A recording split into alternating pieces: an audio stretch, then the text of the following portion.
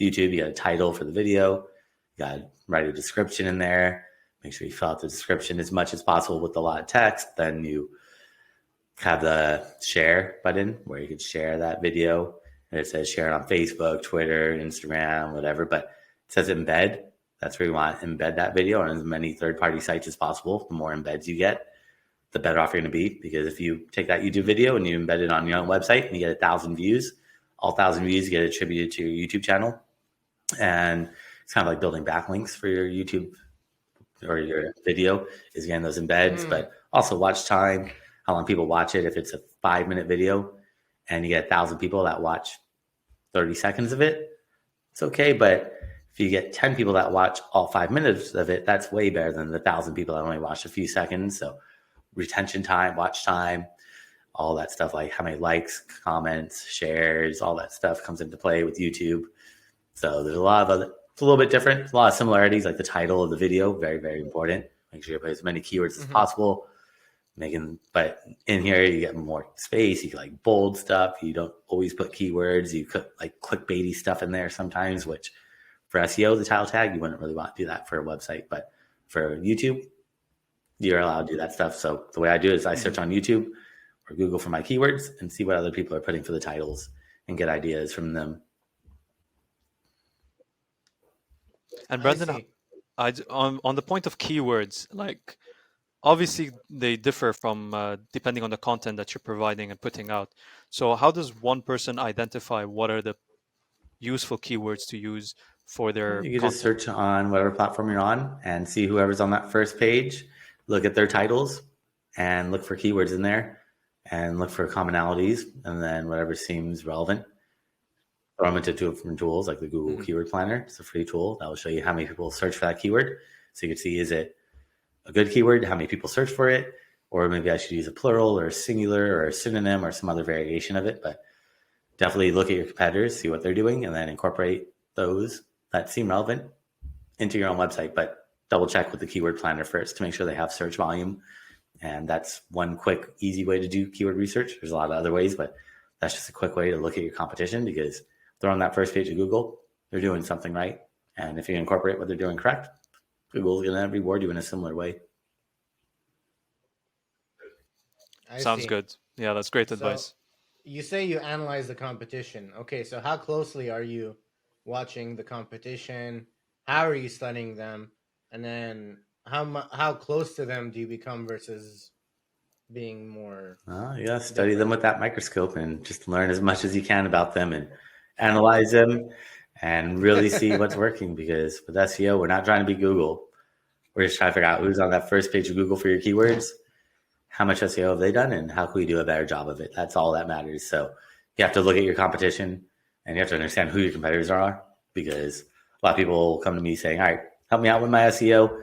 Here's a list of my competitors. I'm like, none of these people rank on Google. Like, you might be a restaurant in Los Angeles and there's 50 other restaurants on your couple block vicinity. But if none of them rank on Google for your keywords, they're not your competition online. Offline, they're your competition. But online, whoever ranks on that first page of Google, that's the competitor of yours. Like, if Yelp ranks, that's technically your competitor, even though they're not a restaurant. If they rank for your keyword, they are your competitor online. You want to see what they're doing, what keywords they're utilizing, what backlinks they've been built, and really look at their entire SEO strategy.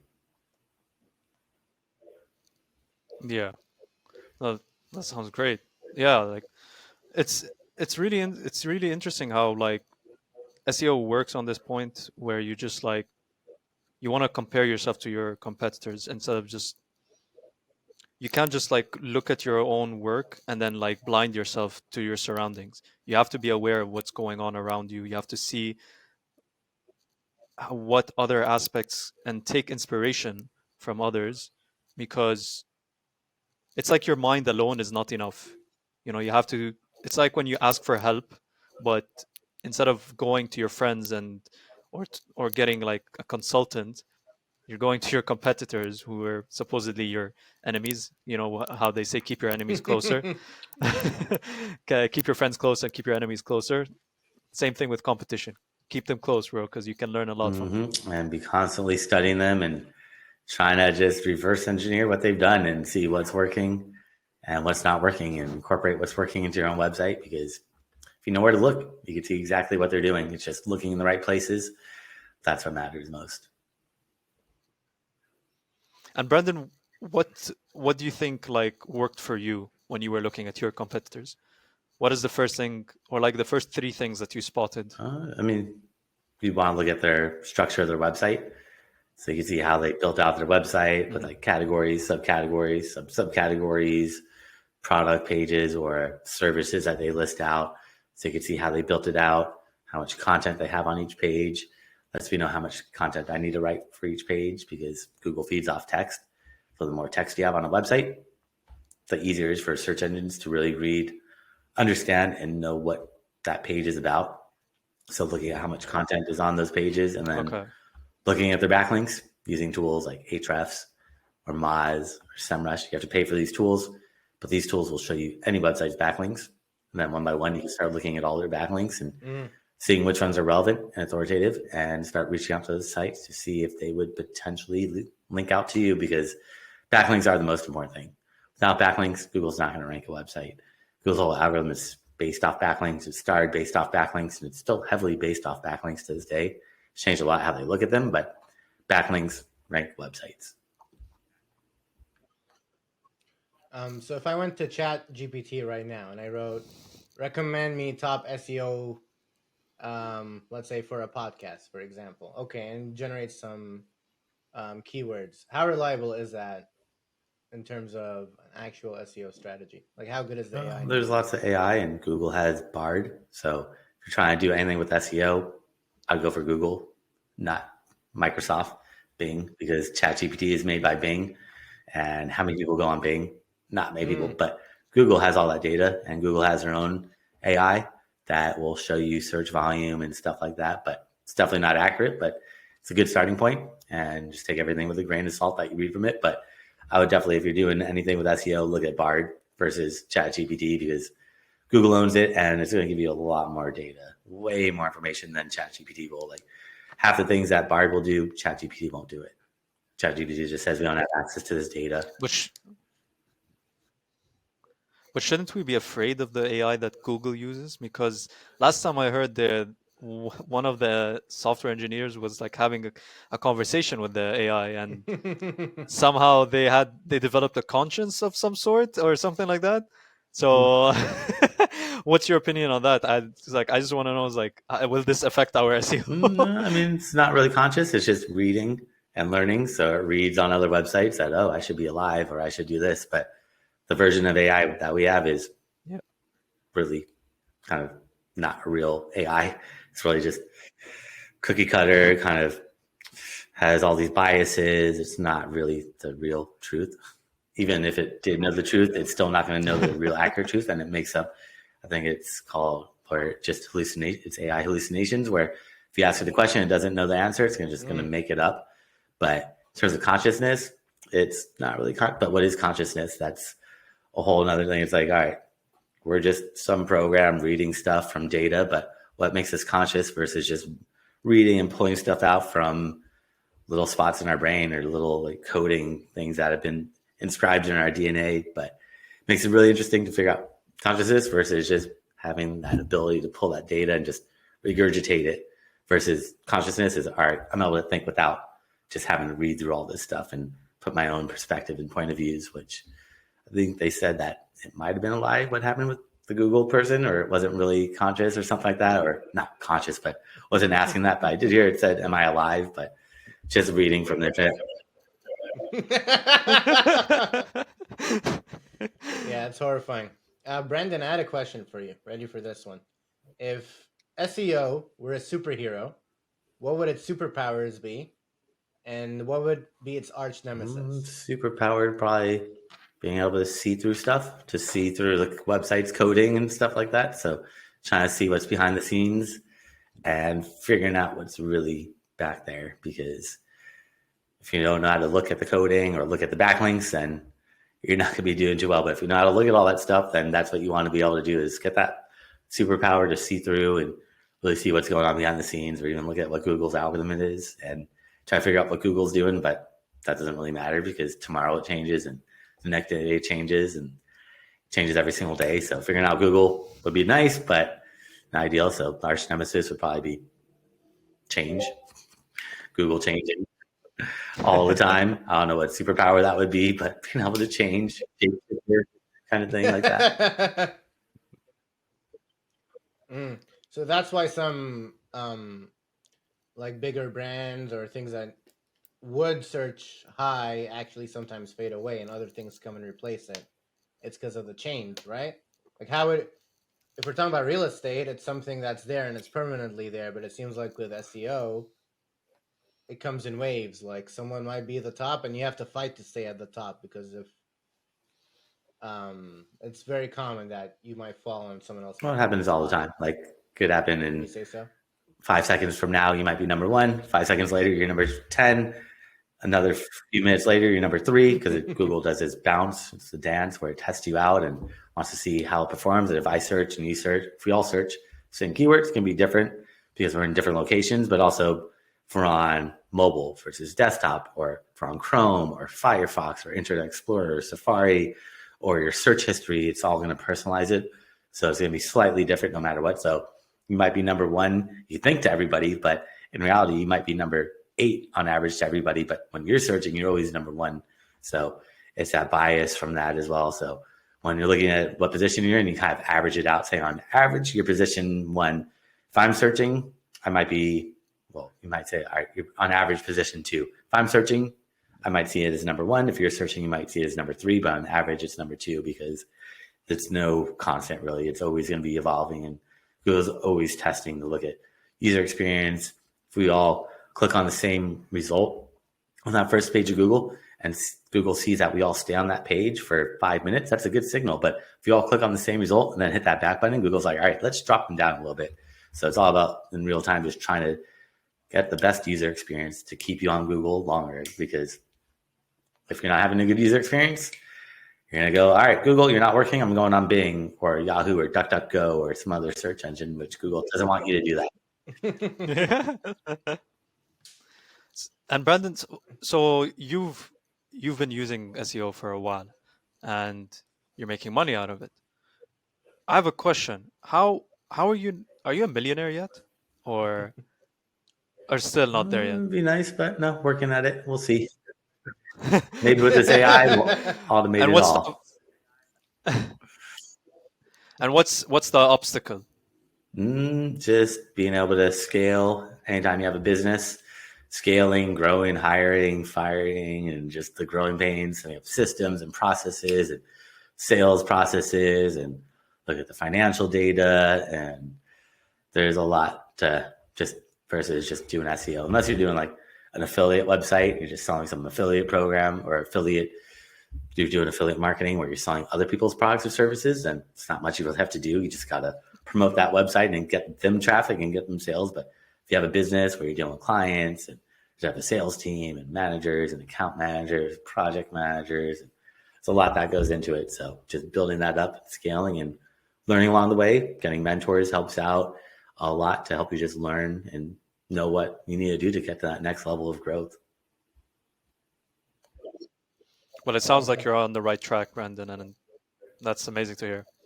Yeah. No, it's a long growing process of running a business. Some people just get that virality and just explode, but most people have to work and build it up. And over time, you get to that spot that you're looking at, but you have to build it up. Just like with SEO, it's not immediate, or social media, all that stuff. It takes time. Sometimes you just explode and get that giant traffic spike or giant follower base, but usually you have to build it up over time. And over time, you'll see it growing and growing and growing. And as long as you see it moving in the right direction, then keep pushing for it. 100%. What made you want to start your own business? Because I know you've been working for a long time in SEO, and then you said, okay, I want to do SEO Optimizers.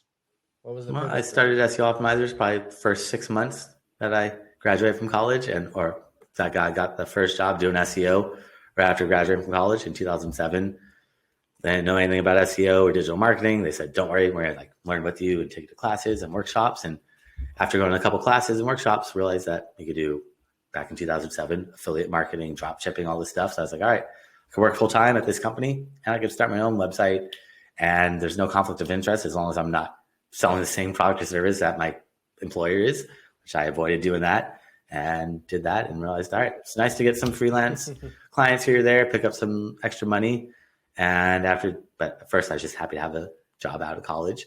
But after doing that for maybe like 8 or 9 years, or like 7, 8 years, I was like, let me really dive in headfirst into this SEO and having my own business and see what I could do. And a few years later, I was able to quit my job and focus solely on this. But initially, I was just happy to have a full-time job and make a little bit of side extra money just by picking up some freelance clients here or there. But after a while, I'm like, let me just really go dive in on it. Mm-hmm. Heck yeah, you found your niche and it's paying off. Yeah, that's how you do it. You just stay consistent, focus on one project, and then eventually, it starts racking in the cash. Yeah, just gotta find that niche. That's a big part. Don't just do the same thing everyone else is doing. Gotta find something that helps differentiate yourself. Otherwise, you just get lost in the sea of people doing the same thing. So I got in early back in 2007 versus now it's a little bit more saturated. You can still jump in, but back in 2007, lower barrier of entry, and it was very niche. No one really even knew what it was. I didn't even know what it was when I got that first job. My employer didn't even know really what it was. They just knew they needed it, but they didn't really understand it. So yeah, it's that ambiguous black box of like, what is SEO? How does Google work? And just trying to figure it out. I think the best part about figuring out your niche is the learning curve that you have along the way. Just like picking up all this knowledge, even if like when you start off, you don't know what you're doing. It's just the process of learning eventually makes you fall in love with this niche so much that it just eventually works out. You just make it happen. Mm-hmm. Yep. Yeah. I definitely enjoy what you do. If not, you're going to be regretting it all the time. So you got to find something that at least keeps you somewhat interested and captivated. Yeah. And also another point that I think people should not forget is not only fall in love with what you're doing, but like enjoy working, like enjoy the concept of actually working hard. And that's not like working hard for something, just enjoy working hard because that will really differentiate you when you have the work ethic. Yeah, we definitely have to grind away, especially if you have your own company. It's not easy. It's way more work than working for an employer, but it's worthwhile in the end, being able to set your own hours and get the flexibility and freedom, but definitely work a lot more. So you gotta be ready for that grind. 100%. Wow. So do you now know what SEO is after many many years later? Okay. So what is ranking it? What is choosing it? Like, can we go a bit deeper into what the algorithm is for Google? I wish I knew how Google worked. No one knows. But there's little things that kind of work, kind of don't work, like content, backlinks. Those are like the two bigger pieces of the puzzle. Then there's like 200 other ranking factors that are important, but not so important, like site speed, mobile friendliness, user experience, images, header tags, site maps, schema, alt tag, all that technical stuff. But content, backlinks, two most important things that you need to have. Good content on your website and good quality backlinks from relevant and authoritative websites that link back to you. Sounds good. Those options look like the way to make, to go forward when you want to post your content out there. Ali, I think we should increase our backlinks. We got a lot of content. We should increase our backlinks. If you're not building backlinks, then it's going to be tough to really get that traction. I mean, Google's whole algorithm is really heavily based off backlinks. Finding other sites that relate to what you're doing and trying to get them to link to you. It's kind of like a popularity contest. The more websites that link to you that relate to what you're doing, the more popular Google sees you as, and the more trustworthy they see you as, because Google just does not trust anybody. And they don't want to rank any website just because you put a bunch of keywords on your website. They don't care what you put on there. They don't trust you without those backlinks. The backlinks build trust. Once you get that trust, then Google looks at the content on your website, the keywords, all that stuff to figure out what to rank you for. But without those backlinks, Google's just not going to believe what you put on that website. Man, Google sounds like a paranoid, insecure, little white person. Hey, don't make fun of them. Don't make fun of them. We don't want them. What is this? We want them on our side. What is this? Why don't they trust? Like, Okay, no, actually that makes sense. That makes sense. 'Cause there's so many, trolls and people like posting bad content out there that is, evil and stuff. Okay, makes sense. Makes sense why they don't Yeah, trust people. they Like, come on, yeah, man. dark web, all that weird, sketchy stuff that they don't want to put any of that weird stuff out there. So they want to keep it. They want to make you happy, so you stay on it. They don't want you to be like, well, what's going on? Why do you tell me this doctor's office is open and I drove an hour to this doctor's office and they've been closed for 5 years? Bad user experience. You'd be like, what happened to Google Maps? Why did you tell me to go here? I'm going to go on Yelp or TripAdvisor, or if like Yelp does the same thing, or TripAdvisor gives you stuff like that, bad user experience. You're going to be like, all right, I'm going to another platform. So they want to make sure that you're happy. That way you stay there longer, so you spend more money on paid ad or click on those ads so they make more money. So they make everyone feel comfortable and nice and, sitting in their couches Give you that warm blanket. so that they don't get exposed to like the bad stuff. Give you that warm little blanket, make you feel nice and comfortable, and make you feel safe, even though you're definitely not safe. So I like how you mentioned the dark web, and I would like to, I haven't been on the dark web. I heard stories like of how to get on it and stuff like that, and what's on it, but I haven't been on it myself. I would like to ask you, have you ever been on the dark web, or do you know anything about the dark web? I mean, I know that that's where there's a lot of stuff that Google doesn't want, or illegal activity happens. So Google doesn't want that to be shown there. So that's why they don't show you how to like buy drugs or like commit murder. Well, I think you probably can search how to commit murder, because I think someone did search that after they murdered their wife, and then that was used to show that they were guilty, which is wow. That's one would think that they could search on Google and not have Google track them. But but stuff like that where they probably don't want you to show you how to do that stuff, like all that weird, sketchy stuff. They probably hide that, or I mean, they don't hide it. They kick it off the search engine, and that's where like, all right, if I'm kicked off Google, I'm gonna go on this dark web. Don't know too much about it. I know the government created the .onion, and it's just untrackable, untraceable somehow. I don't know how it's untraceable, but that just keeps you safe when committing crime. Wait, you said the government created it? Mm-hmm. The government created. Oh my! Wait, so the government basically gave access to everyone to join the dark web? No, they created it to be anonymous, and then hackers used it to start being malicious with it and selling drugs and things like that. No, the government didn't say sell drugs. Maybe they did. Never know. There's the theories. Yes, there's exactly there are theories. Yeah. What's the difference between like Google and Bing and DuckDuckGo in terms of SEO? Just nobody uses anything else except for Google. That's the biggest thing, is no one's on Bing or DuckDuckGo or Yahoo or Brave or any of the other ones. When I look at traffic over the years, probably looking at thousands of websites, Google brings about like 20 to like 80% of your traffic. Bing will bring 1%. Yahoo will bring like 1%. Then the rest comes from like email, social media, paid ads, people just typing your website in directly. But I've never seen a website or a search engine bringing more traffic than Google. So you don't really need to optimize for that. But 80%. I would look at your analytics and see like, where's my traffic come from? If it's coming from Bing, then maybe you want to optimize for Bing, but I've never really seen that. If you're in different countries, then maybe search engines are going to be a little different, like China, you have Yandex and all these other weird ones. But for the most part, they're all pretty similar for the most part, what they're looking for. They're all going to have little differences, but they're all somewhat similar. Just some don't have biases. Like DuckDuckGo doesn't have the bias that like Google or Bing will have.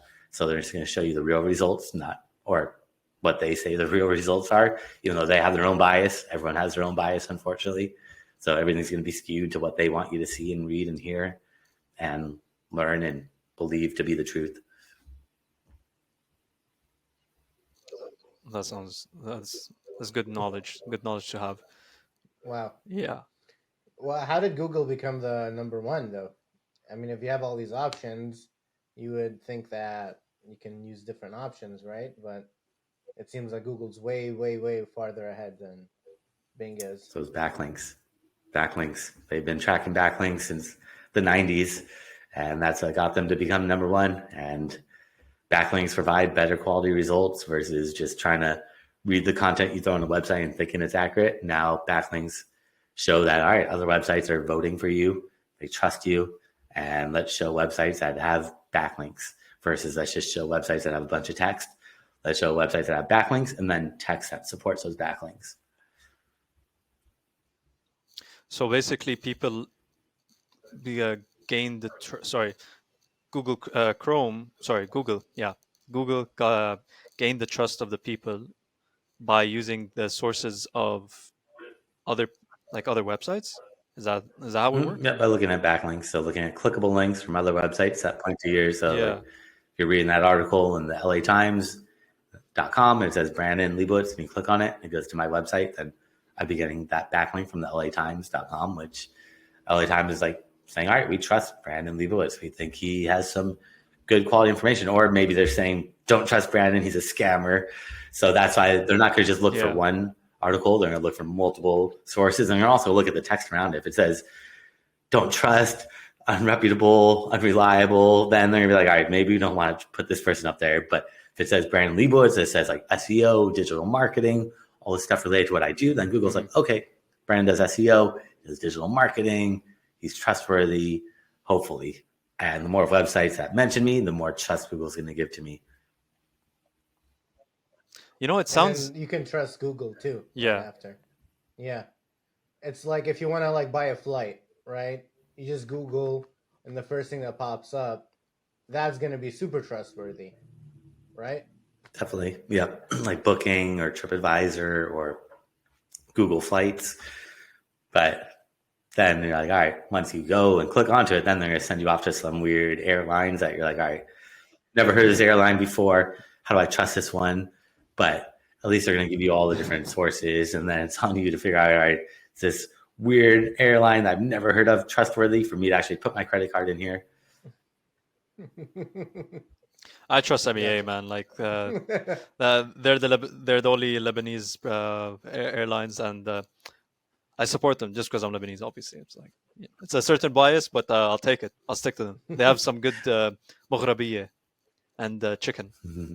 It's good stuff. It's all about that food, not the quality of the flight. Exactly. Just hold on to your life. That duct tape on the plane doesn't matter as long as you got good food.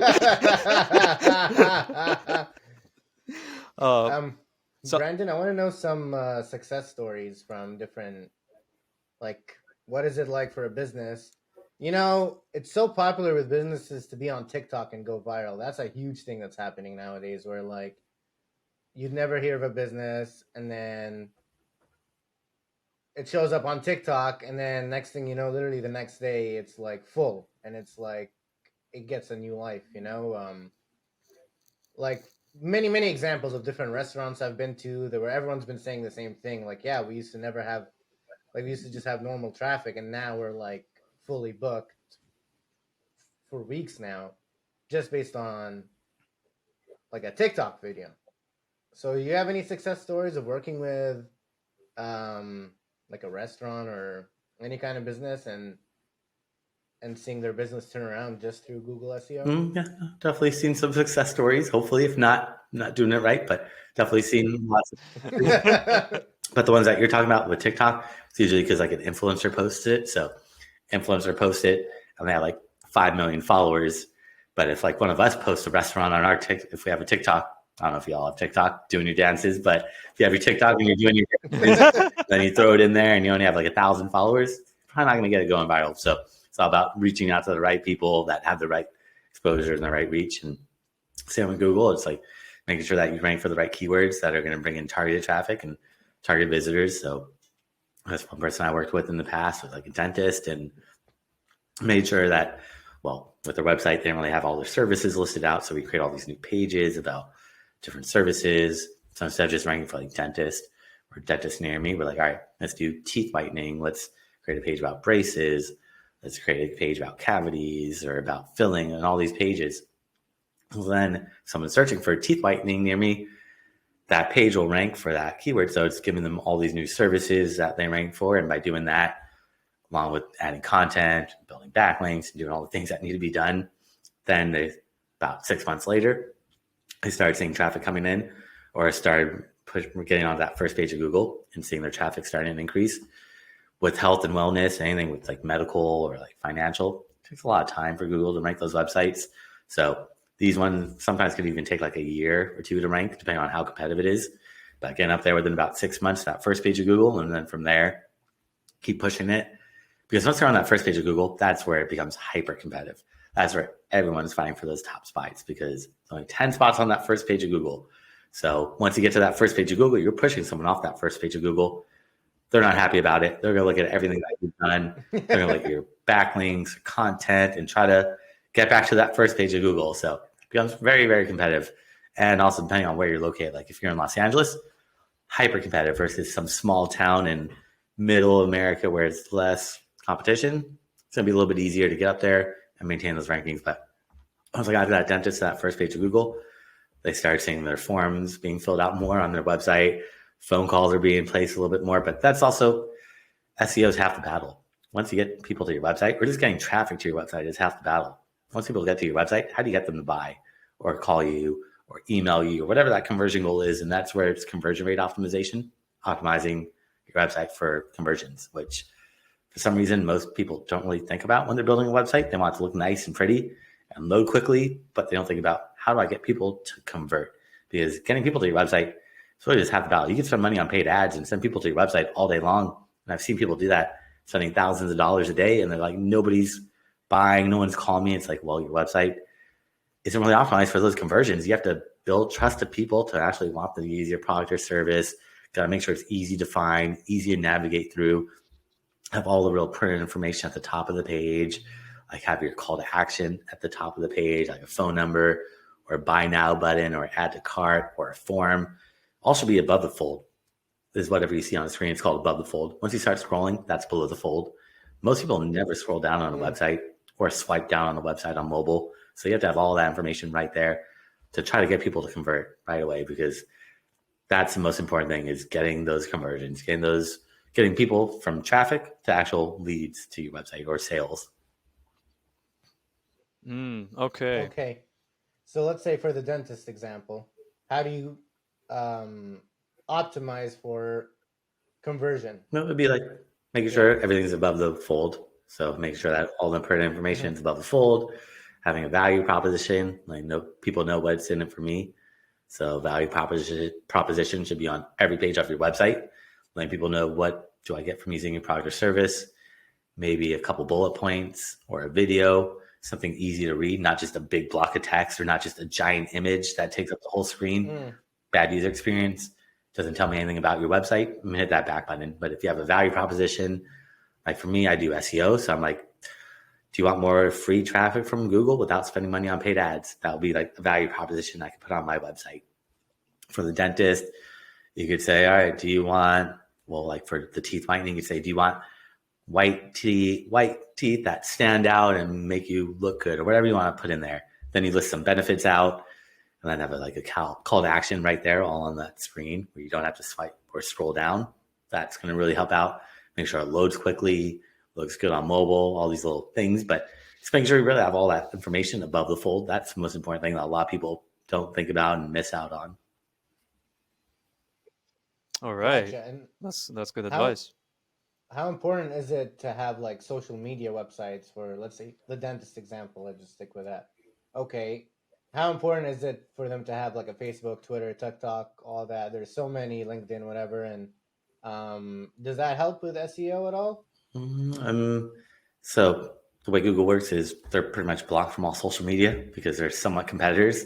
So Facebook, they don't. So you can't see how many followers they have, except for Facebook or Google owns YouTube. So Google owns YouTube, so they could see that. And Google partnered with Twitter like 8 years ago, so they could see tweets and stuff like that. So if you search on like Google for like a company name like Target, you'll see their most recent tweets right there, really big.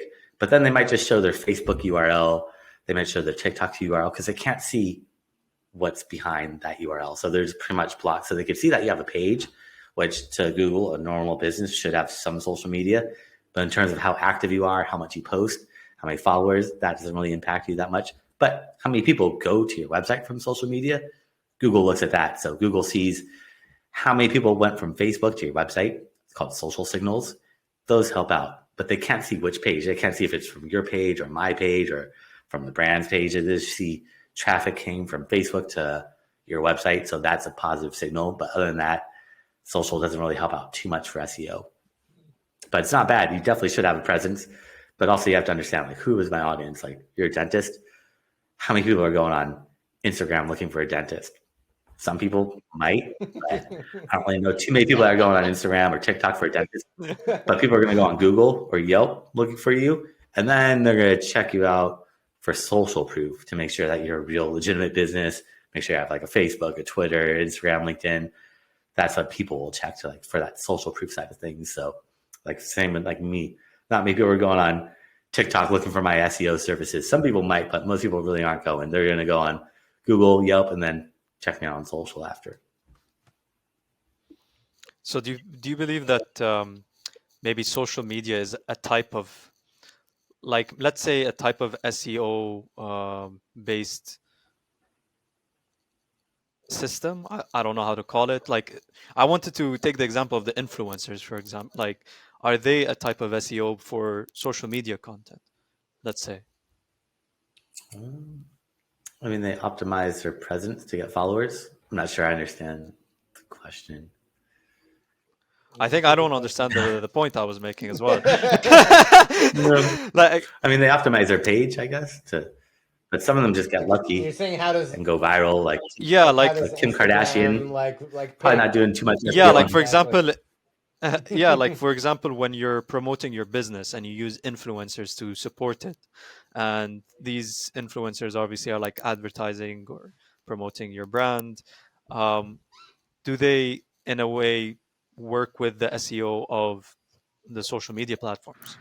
I don't think the influencers care, but if you're paying the influencer to post about your page, then you should definitely have them. You should influence the influencer on how they're posting your content, using hashtags, having call to actions, offering some value, offering something for free, having like a good hook. But in terms of most influencers, I feel like they just got lucky going viral. I mean, I'm sure they're doing some things to do research to see how to go viral, but it's a little different than doing SEO. Okay. And you mentioned hashtags. Do those apply in that sense? Like, do they affect the SEO greatly, or is there like secret knowledge to this that we don't understand? No, hashtags are good to post on social media because it helps people find you.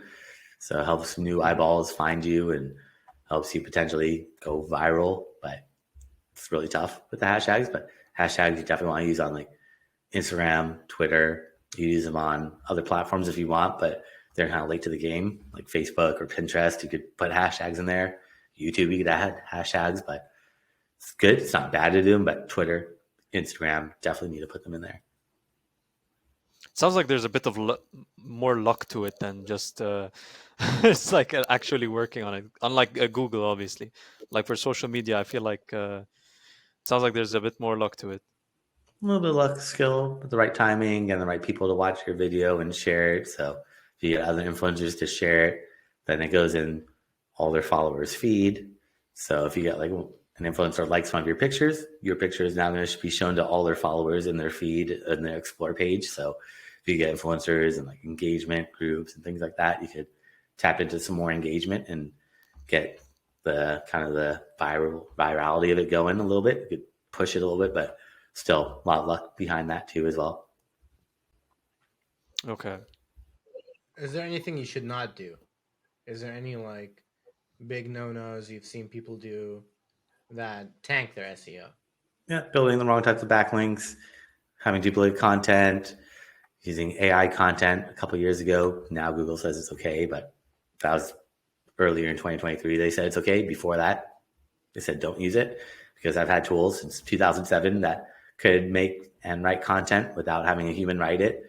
Google said we don't want that. And now I guess they just can't do anything to stop it. But yeah, as long as you're just doing anything that doesn't seem spammy, you don't really have to worry about too much. But if you're doing anything that's came in the system, manipulating the results, like AI, Google says it's okay right now, but who knows what they're going to do in a few months or years. They could change their mind, flip that switch at any time, and then you're kind of screwed and have to backtrack it all, which unfortunately happens all the time. They make the rules and you just got to follow by whatever Google says.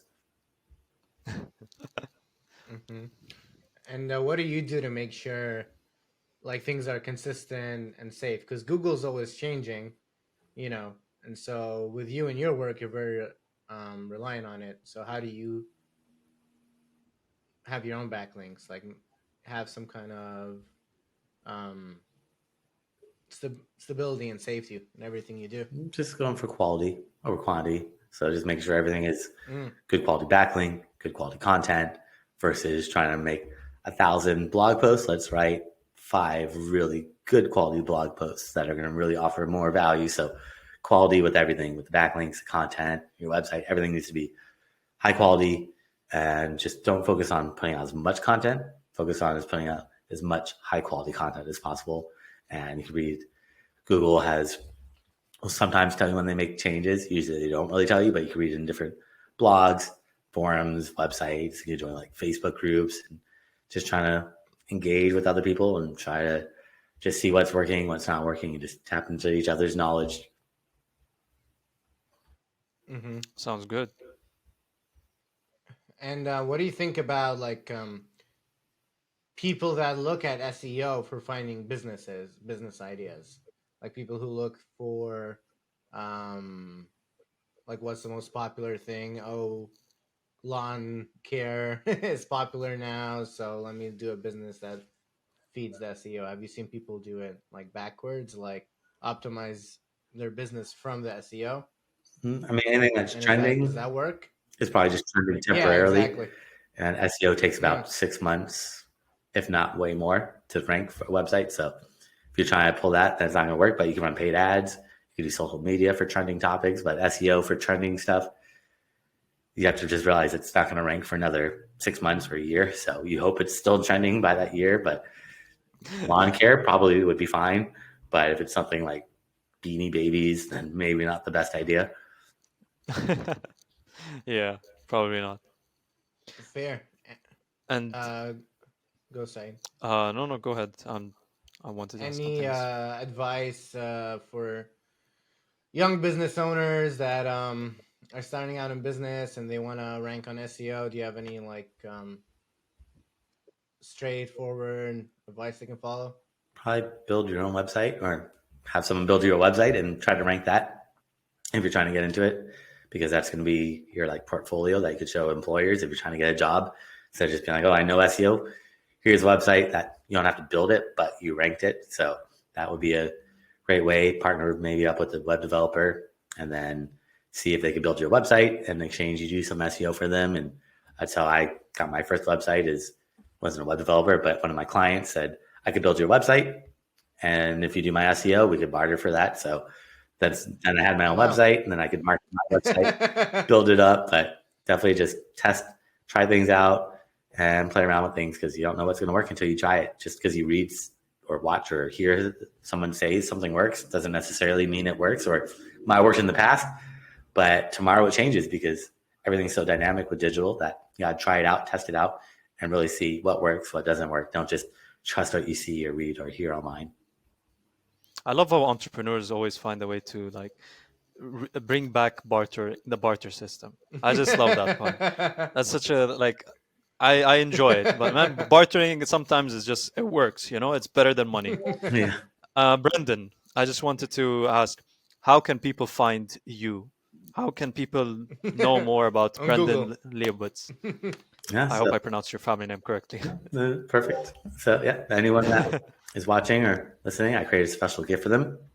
If they go to my website at SEOoptimizers.com, that's SEOoptimizers.com/gift. And you find that there, along with my contact information and a bunch of classes I've done over the years. I've done it for free.